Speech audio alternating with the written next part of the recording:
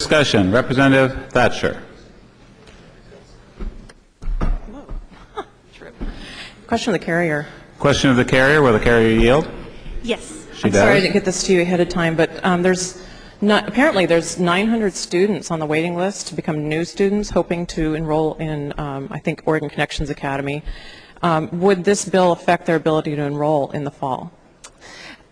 Thank you, Mr. Speaker. It could impact their ability to enroll in the fall.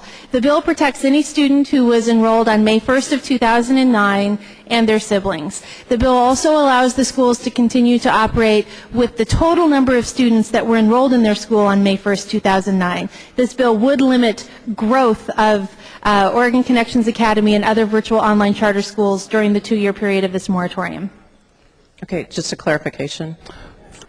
Further question of the carrier. Do you yield? Yes, I do. She does. So unless they are siblings, they are not able to, if they're looking to enroll as a new student, they would not be able to in the fall? They would only be able to enroll in the fall if they were a sibling of a student that was enrolled on May 1st, or if their enrollment would not cause the total enrollment of the school to go beyond the total enrollment of that school on May 1st of 2009. So if there were 2,590 students enrolled in the school on May 1st of 2009, that student could enroll as long as they weren't the 2,951st student. I see, okay. Unless they were a sibling, in which case they could be the 3,000th student. Okay, thank you. To the bill. To the bill. Sounds like a lot of students won't be able to enroll like they would like to. But today I rise to speak to you not as an angry taxpayer or a disgruntled business owner, but just simply as a mom. I have a student. He's 7, and he's been enrolled in Connections Academy, Oregon Connections Academy, since kindergarten. And he has had some issues with reading in the past year or so, and the ORCA's curriculum has really helped him. And, you know, all of us know our kids, and most parents know what their kids need. The point is, one size doesn't fit all. And the individual learning that my son's able to get, or Oregon Connections Academy, is a great fit for him.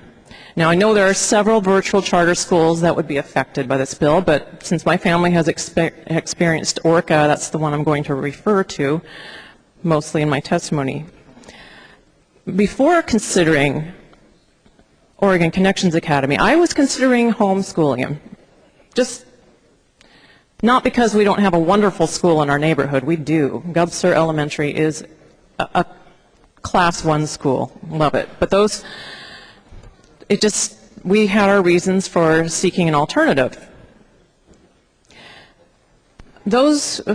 Some who I've heard who want to crack down on these online charter schools have made statements during testimony about how schools like ORCA are siphoning money away from public schools to subsidize homeschoolers.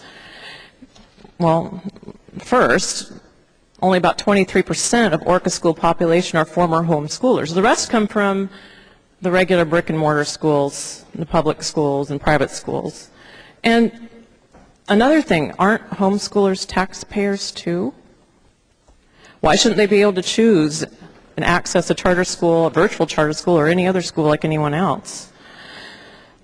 Another bit of information that I've heard floating around is that schools like ORCA are just money-grubbing, for-profit, out-of-state conglomerates. So I've heard that more than once. I asked ORCA for the figures. We all know school expenses are heavy on labor, and of their total salary and benefits, nearly 90% of that stays in state. But they do contract out for technology and some of the curriculum, usually because the services aren't available in the state.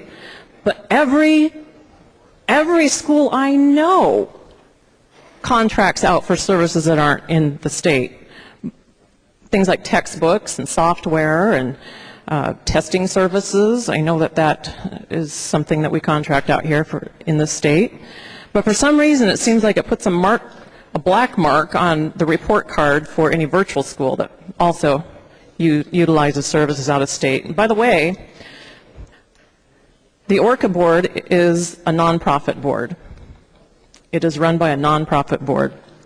And one last thing on the budget, I took the total amount of state support Orca receives and divided it by the number of students and came up with $4,700 per student.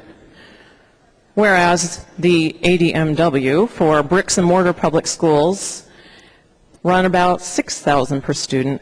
And if you add in other funds, it brings it to more like $10,000 per student, which is not money that Orca would have access to. They're doing it at $4,700. But just think, if they had the same amount of money, how much better they could even do. They just think they could maybe even educate more kids, they could add more programs. You just imagine. The board and the school have been extremely accountable to the taxpayers, the school districts, and to the parents. I think, particularly this school, because I know it has been probably scrutinized with more financial reports and audits than any other school I can think of. In fact, I had passed out a floor letter yesterday, and on it are some comments from a third-party evaluator from Portland State who was brought in for Orca's annual site review. He said, and I quote, "The staff and administration at Oregon Connections Academy should be complimented for their focus on getting kids to reach high standards." And that's the thing I really like about the school. They have high-quality teachers and curriculum, and the test scores are above state average. According to state assessments and the federal AYP, preliminary results show Orca exceeds in reading scores in almost every grade level. In math, they are expected to be above statewide averages in many grades.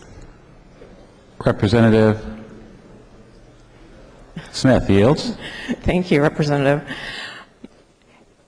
I'll just say that this parent really appreciates that, because I feel that my child really would have fallen through the cracks academically.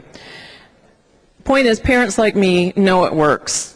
A recent survey of parents from the school showed 92% give Orca an A or B. 96% say their child is pleased with the overall program. Their child's teacher is very helpful. The curriculum is high quality and lessons are well organized. In fact, 96%, me being one of them, recommends the school to parents who currently have students in other school settings.